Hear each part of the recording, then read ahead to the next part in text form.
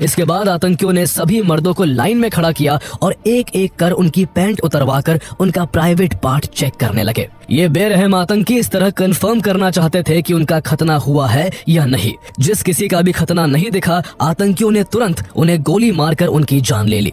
उस वक्त घाटी में सिर्फ और सिर्फ खौफ और आतंक का मंजर था। बच्चों के रोने की आवाज थी, महिलाओं की चीखें थी, जमीन पर पड़ी लाशों से रिश्ता खून था और हवाओं में तैरता आतंकियों का धर्म से जुड़ा सवाल था, जो हर अगले पल किसी न किसी को निगलने के लिए तैयार था। इसी बीच आतंकियों की नजर घोड़ा लिए आदिल हुसैन पर पड़ी, जो एक हिंदू टूरिस्ट को अपने घोड़े पर बिठाकर बैसरन घाटी की ओर आ रहा था।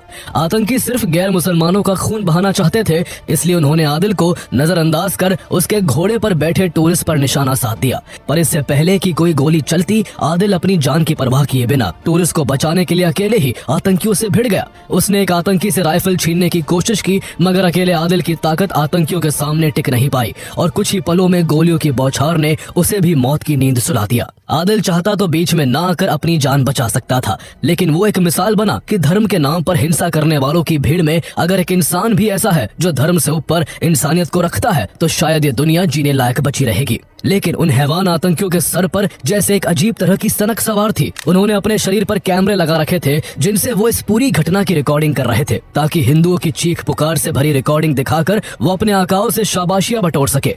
उन आतंकियों को जब वहाँ कोई और गैर मुस्लिम मर्द नहीं दिखा, तो वो पहले से ही मर चुके लोगों पर फिर से गोलियों की बौछार करने लगे और मरे हुए लोगों के लहूलुहान जिस्मों के साथ वहशी दरिंदे की तरह हंसते हुए सेल्फियां लेने लगे। उन्होंने पूरे 300 राउंड फायरिंग की थी। हैरानी की बात यह थी कि उन आतंकियों ने एक भी महिला को नहीं मारा था, क्योंकि उनके लिए ये औरतें उस घटना का सिर्फ गवाह नहीं थी, बल्कि उनकी दरिंदगी का जीता जागता सबूत थी, जिन्हें उन्होंने सिर्फ इसलिए छोड़ा था ताकि ये जिंदा लाशें जाकर इस नरसंहार की खबर देश और सरकार तक पहुंचा सके। इस आतंकी हमले में 26 निर्दोष लोगों की जान चली गई, जबकि करीब 20 लोग बुरी तरह से घायल हुए। ये जम्मू कश्मीर के इतिहास का one of the deadliest terror attack था, जिसमें धर्म पूछकर लोगों को यूं खुलेआम मारा गया था।